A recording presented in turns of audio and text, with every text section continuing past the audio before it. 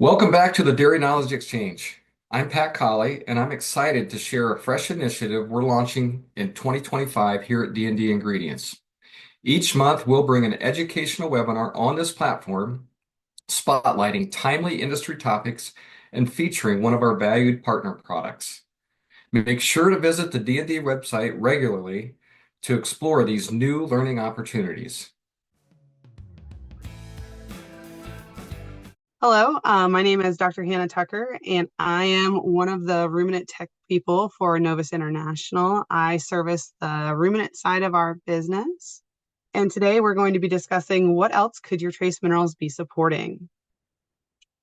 Now, as a brief introduction of the trace mineral that I'm going to specifically be talking about later on in the presentation, it is called MINTREX.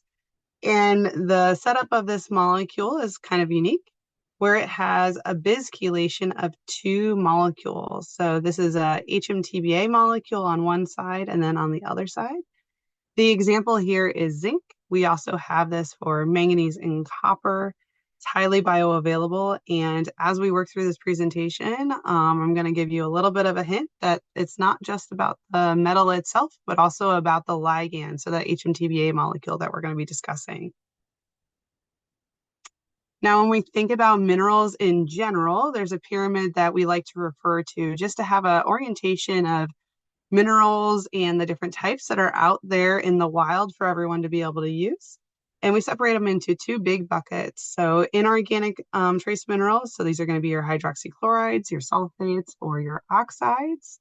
And then organic trace minerals. So this is going to be a bigger class. There's different ligands that can be attached to the metal.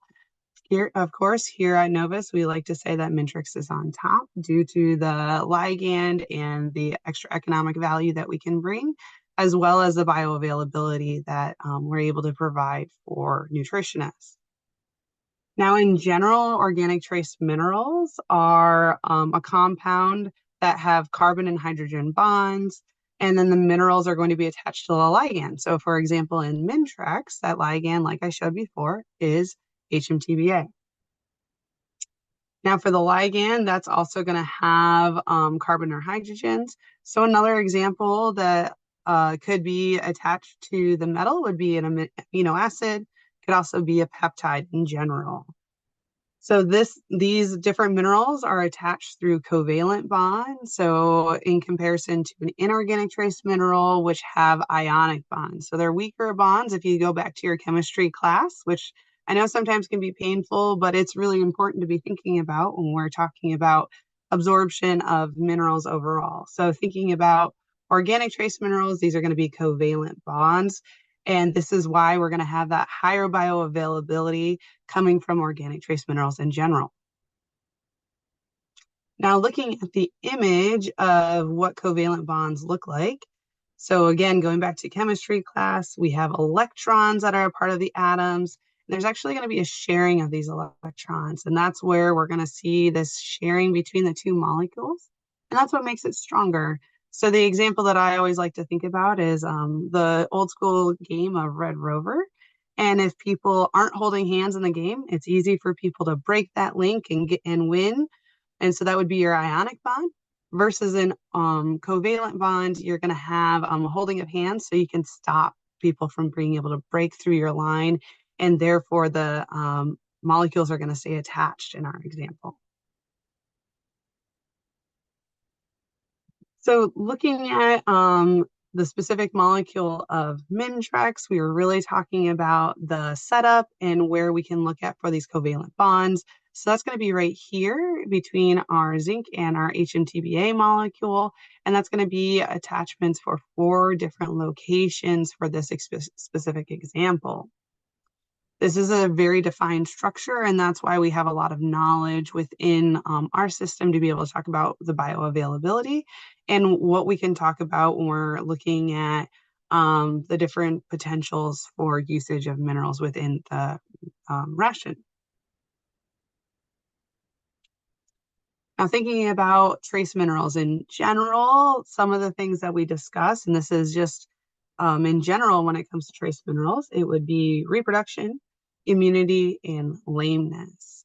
Now, for all three of these, very important when we're thinking about the ruminant side of the business, and also something that might get lost in translation as well as we're moving throughout the system.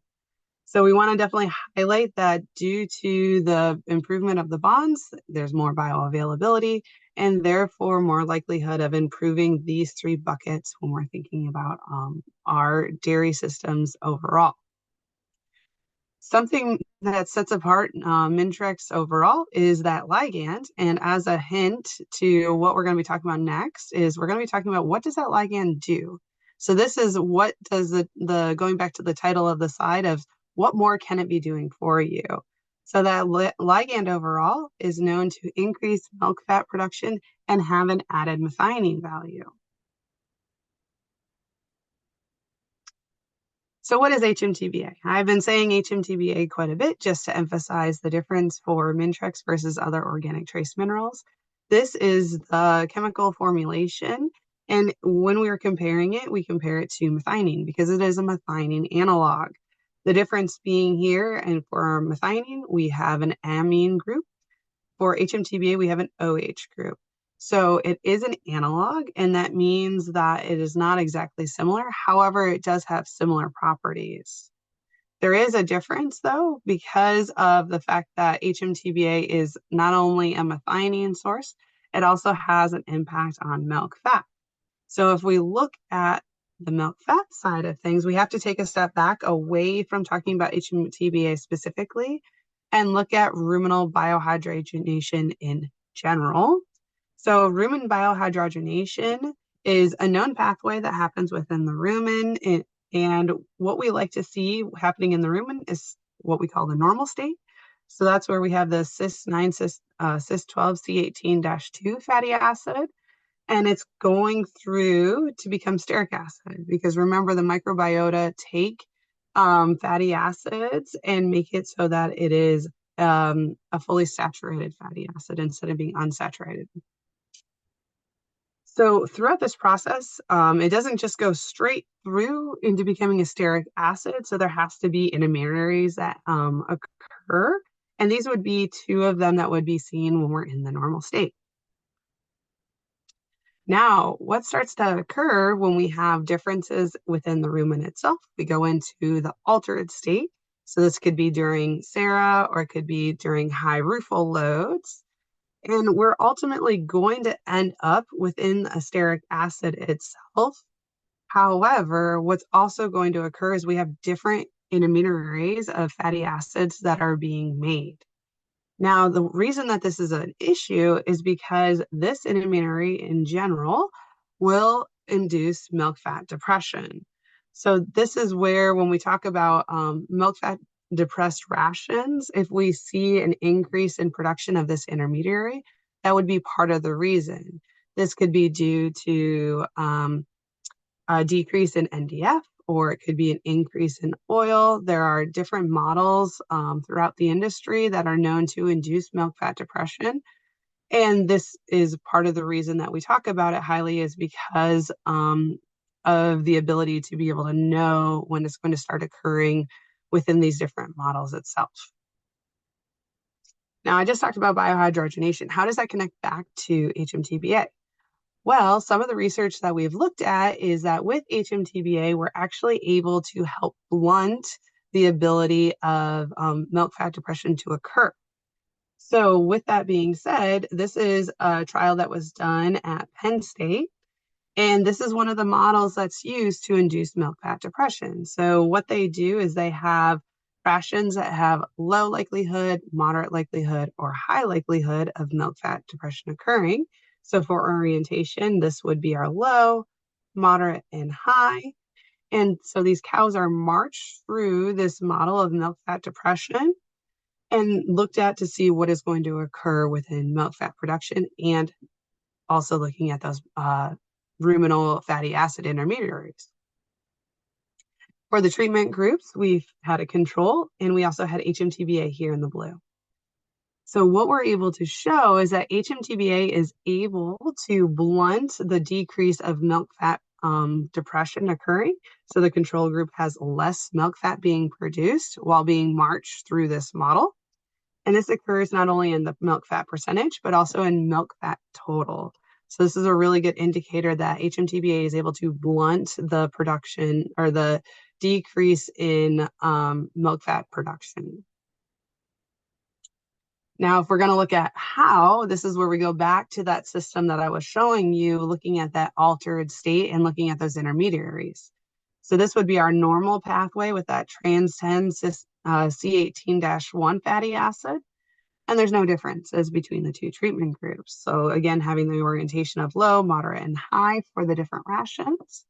The difference occurs in the altered pathway fatty acid intermediaries.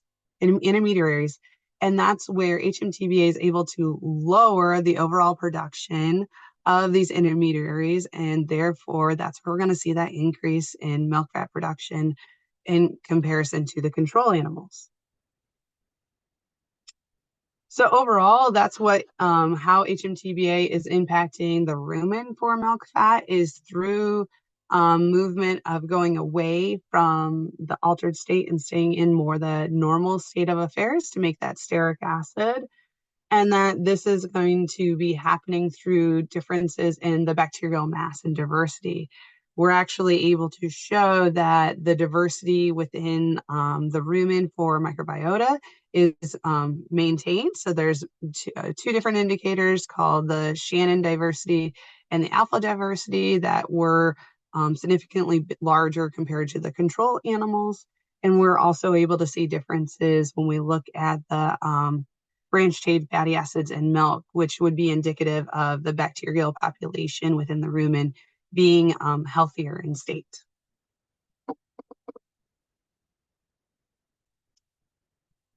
We also know that HMTBA is able to increase milk postpartum. So this was a trial that was done where they were feeding HMTBA at different levels in the prepartum period. And this is going back to the more of the methionine side of HMTBA. So for cows that were fed this in this square line, they were fed 0.1% of the diet dry matter of HMTBA prepartum, and they were able to increase milk production when it came into the lactation period. Again, this is because of the methionine source of HMTBA during the dry period. Now, if we extrapolate that out and just take in some conservative numbers of a 2.5 pound increase over the lactation period, what does that look like? That would look like we're a 525-pound difference over the entire lactation. So if we're able to set that animal up for success during the transition period by feeding the methionine source, this could turn into a decent amount of pay over the entire period. So we're helping with making sure that she's peaking better and she's having better persistency, so better galactopoiesis. So these are more of the research side of things. If we're thinking about overall looking at this in the field, how can the impact of HMTBA be shown? And this is where we can look at not only the types of rations that we're feeding, so looking at what does induce milk fat depression. I already gave you a hint towards a couple of them, so lower NDF, higher inclusion of oils within the ration. Other indicators would be high starch, high ruffle, or high inclusion of byproducts, just because we're losing that consistency within the rumen itself, and so therefore more likely to have milk fat depression occurring. We're also able to see that HMTBA is able to help in stressful situations. Anecdotally, we know that there's certain nutritionists that use HMTBA to help maintain that consistency within the rumen during times of stress, either heat stress, crowding, sorting, or during the transition period. So the economic return for HMTBA is very dependent on individual farms and what you are looking for to be able to improve the success of the farms overall. So I've talked about the molecules individually, why we care about the metals, and then why we care about HMTBA. How do we know here at Novus that MINTREX HMTBA is able to work, and why we say the catchphrase of it's a fully active molecule? So we've actually done work individually on MINTREX to look at the methionine value. And this was for orientation's sake. We bolused within the rumen, which is in our purple line, a certain amount of MINTREX. And then that same amount was put into the abomasum. So why we're doing this work is that we're bypassing the rumen so that we can do comparison values overall. And so what we're able to see on average is that there's a difference in the total amount of HMTBA found in plasma. And that's because of that ruminal effect that's going to be occurring. And so therefore there's some loss of HMTBA that happens and it's not completely absorbed into the animal. So these are the area under the curve numbers from this graph over here for looking over the time period. And when we do a comparison of the two, the average that comes out for the rumen bypass value is 54%. So that is the number that we use for ruminal bypass number for MINTREX in particular is 54%. And then for our individual products, because as I said before, these are very well-defined molecules, we know exactly how much HMTBA is in each individual molecule. And therefore, we can have a very concrete knowledge of the individual amount of metabolizable methionine that is going to incur within our straight products of MINTREX, zinc, copper, and manganese. Now, I will direct you that because the reason that there are differences here is because it's the bis-chelate. So therefore, if there's less metal, there's less opportunity for there to be HMTBA because there's no more attachment points overall. So I already talked about the methionine side of HMTBA coming from MINTREX. Now we need to move into that milk fat factor that we talked about earlier on with HMTBA. So this was a trial that was done out in California, and here's the publication. And it was comparing MINTREX to Fourplex, and both very good molecules. And what was shown was that there was no difference in the typical trace mineral markers of those three buckets of reproduction, immunity, or in lameness. The difference actually occurred on the milk fat side. So talking about the HMTBA part of MINTREX and its actual impact on milk fat production of the herd. So with this piece of knowledge, we've actually gone back and looked at our overall trials just to see, is this occurring many times? And we would say that, yeah, overall, we're able to see MINTREX having an impact on milk fat production. And this would be due to the HMTBA molecule that is attached to the metals. And this is a really nice little bump that we can look at and take advantage of when we're making our rations. So not only do we have a metal source, we also have that HMTBA coming in that can fulfill two purposes, the methionine purpose and then the ruminal effect with milk fat. Now, when we're looking at generalized recommendations overall, for the lactating dairy cow, we've actually increased the recommendation here in the US just because of the new NASEM when it comes to zinc. And then for manganese, we have 2 grams. And then for copper, this is 0.5 grams. These are for Holstein cows. And this is just a starting point. We're happy to work with you on an individual basis, depending on the goals of the herds. For dry cows, the recommendation obviously goes down a little bit just because of a decrease in dry matter intake. So we have a 2, 1.5 recommendation for those dry cows when it comes to zinc, manganese, and copper. Now, as a second to last slide, when I'm talking about the wrap up, just as a gentle reminder, for MINTREX overall, it is a bis-chelate with 2 HMTBA molecules. And then we have the metal here squished in between. So zinc, manganese, or copper. And because I like to say that Novus is good at doing 2-in-1. So we have a 2-in-1 as in we have a metal and a ligand that is fully active. And also for HMTBA, we have 2 dualing purposes of methionine and the ruminal effect within milk fat. So take-home points of the theme of the presentation is that MINTREX is a fully active molecule. We have that component effect that can be found through either methionine or from the ruminal effect for milk fat. And also not forgetting that within the transition period too, if we're feeding it for that methionine effect, it could be coming through as milk production. It is also an organic trace mineral, so we're able to have a better benefit of the bioavailability, and this is going to translate into better structural integrity. So we could look at lameness, or we could look at gut health, and then also the immunity side of the cow and reproduction, of course. For future conversations for on-farm practical applications, it just depended on the goal of the farm and the best rate of return. This could be either in your transition cows or it could be in your high cows, just depending on what you're aiming for, either on the milk production side, rumen modifier, or on the high cows, we're looking at components either in milk fat or in milk protein. So with that, here are two contacts. Happy to answer any other questions as a follow-up and hope you are able to gain a little bit of knowledge when it comes to trace minerals and what else can they do for you. Thanks for tuning in to the Dairy Knowledge Exchange. Don't forget to check our product page for featured products and promotions throughout the year.